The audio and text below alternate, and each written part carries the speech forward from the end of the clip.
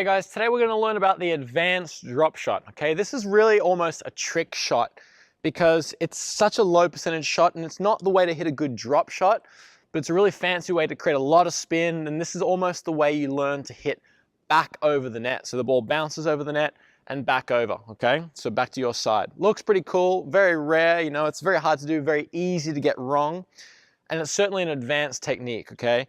So as low percentage as this is, there are a bunch of videos out there. Federer can do it. Anyone can really do it at a pro level, but it's really just such a high risk that no one really chooses to, okay?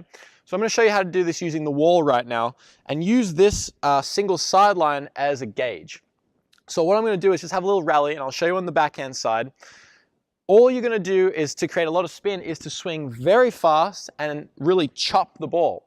So why we're chopping right now is because we're using the pace that's in the ball to create more power. The more I squeeze my hand and chop, the more power I have. The softer I go, in general, that means I'm taking off power, but I'm swinging very quickly to create spin, right? My strings are nowhere near contact point for very long, okay? They're there and they're gone, okay? Because I'm moving so quickly is what makes this shot so hard. Obviously, the faster the ball, the harder this gets to get right, okay? Because you've got to get the power just right to go just over the net and bounce back. So as I'm hitting, you can practice a little bit of slice. A good way to practice this is just hitting a chopping slice a little bit, okay? I'm hitting a backhand, it's bouncing back to me, not much to it, okay? See, I'm using my wrist to kind of chop the ball a little bit more than normal, okay? A normal slice would look more like that. It's a little bit more firm, okay? If I move my feet a little bit, I can just relax and just guide through my ball a little bit straighter. But now as I flick one, I can get it to stop and try and come back to me. So this is what we're trying to do. If you put the ball in the right spot compared to your body, it's bouncing back. So I'm going to do one, and then I'm flicking it. Okay, now see how the ball comes back to me? This is what I want. So that's me being a bit more firm. If the ball is going to be just going straight up now, this is really, really tough. Okay, I'm going to have my strings super high, not shank the ball, make it go straight up with a lot of spin and then bounce back to me. So even off just one ball, say two balls, oh, not bad, all right? So I hit one line and it bounced back over my own. Okay, so you saw how it works in the backhand. On the forehand's the same idea. If I've got a ball coming to me and I chop it, then I can make it bounce back towards me. It's super risky. I've got to really flick my wrist, but I've got to time it just right. Okay, guys, now I'm going to use the center line as an example of how to hit this drop shot. So imagine there's like a net in front of me, and you'll see how the spin works. The wall's a bit further away from me right now, so as it comes back to me, I'll have a bit more time to react. And use the pace of the ball to your advantage, okay? So if there's more pace in the ball, you can go a little softer with the hands if you're taking pace off.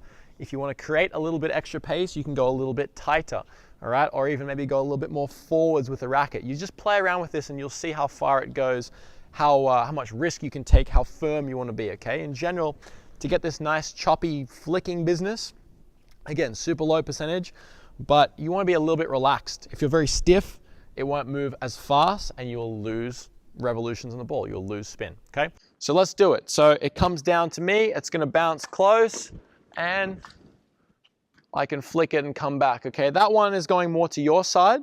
So if I'm able to control it, you see how big my flick got? And I'm just trying to time it just right where the ball almost wraps all the way across the strings, okay? So I'm hitting it in the middle, but it really moves.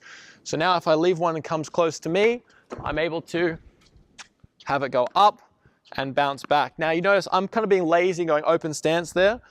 Probably ideally you're going closed stance and you can get the same thing, okay? So I'm going forwards, closed stance. Oh, I mishit that one. See, I got a little bit wrong.